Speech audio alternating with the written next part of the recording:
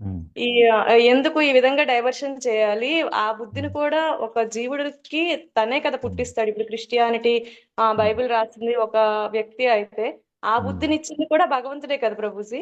అవును. మరి ఉమ్, మరి ఆ విధంగా ఎందుకు ఆ జీవుడిని ఆ విధంగా ప్రేరేపించి ఇంకొక సైడ్ చేయాలి? ఒకటే భగవద్గీత అని ఈ విశ్వమంతా ఒకటే చేయొచ్చు కదా.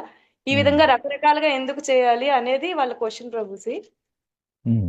సరే, దీనికి సమాధానం ఏంటంటే, ఇప్పుడు జీవులందరూ మనం అందరం కూడా అవడానికి ఆత్మే, కానీ ఒక్కొక్క ఆత్మకి ఒక్కొక్క విధమైనటువంటి కోరికలు ఉన్నాయి.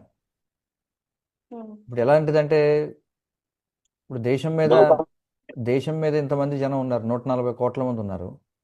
మీరు కేవలం అన్నం పప్పు కూర ఇవే పెడతానంటే అందరికీ నచ్చదు. రకరకాలు కావాలి, ఎందుకంటే variety is the mother of enjoyment అంటారు. వైవిధ్యం అనేది భోగానికి తల్లి వంటిది. రకరకాల జీవులు ఉన్నారు, వాళ్ళకి రకరకాల అవగాహన సామర్థ్యాలు ఉన్నాయి. వాళ్ళు రకరకాల స్థాయిల్లో వాళ్ళపై మాయ పేరుకుని ఉంది. కాబట్టి వాళ్ళ స్థాయిని బట్టి వాళ్ళకి ఎలాంటి జ్ఞానం ఇవ్వాలో వాళ్ళకి ఇవ్వాలి.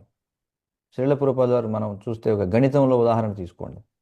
గణితం అంటే మ్యాథమెటిక్స్లో చిన్నప్పుడు మనం చూస్తే ముందు అంకెలు నేర్పిస్తారు, 1 2 3 4 అని.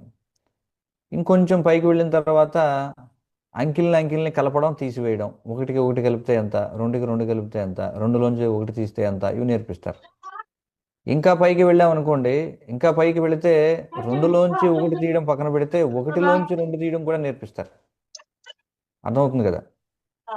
ఇంకా పైకి వెళితే అంకెలతో మాత్రమే లెక్కలు కాదు, అక్షరాలతో కూడా లెక్కలు ఉంటాయి. ఒకటికి రెండు కలపొచ్చు, కానీ ఏకి బికి కూడా సంబంధం కలుపుతారు పైకి వెళితే. ఇంకా పైకి వెళితే ఇంక మనకు అర్థం కానటువంటి సంకేతాలు అనేకం వాడతారు.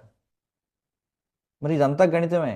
కానీ నేను ఎల్కేజీలో ఉన్నవాడికి ముందు ఇప్పుడు చూడండి, 2వ తరగతి చదివేవాడి దగ్గరికి వెళ్ళి A+B = ఎంత అంటే వాడు నీకు ఏమైనా పిచ్చా అని అంటాడు. అక్షరాలను కలుపుతారు కానీ A+B ఎలా కలుపుతారండి అని అంటాడు. లేదా రెండులోంచి 5 తీస్తే ఎంతరా అని అడిగామనుకోండి, నీకేమైనా పిచ్చా, పెద్ద సంఖ్యలోంచి చిన్న సంఖ్య తీయగలం కానీ చిన్న సంఖ్యలోంచి పెద్ద సంఖ్య ఎలా తీయగలం అని అడుగుతాడు. అంటే అవడానికి అదే గణితం అయినప్పటికీ వాడి యొక్క అవగాహన సామర్థ్యాన్ని బట్టి వాడికి ఏ స్థాయిలో చెప్పాలో ఆ స్థాయిలో చెప్పాలి. అందుచేతనే ప్రపంచవ్యాప్తంగా ఇన్ని మత విధానాలు ఎందుకున్నాయంటే, వాడున్నటువంటి దేశ కాల పరిస్థితులకు వాడికి ఎలాంటి జ్ఞానం ఇస్తే వాడికి అర్థమవుతుందో అలాంటిదే ఇవ్వాలన్నమాట. అందుకే ఇన్ని రకాల మత విధానాలనే ఉన్నాయి. సరే ప్రభుజీ. అర్థమైంది ధన్యవాదాలు. అనుకుంటాను మీకు. అర్థమైంది.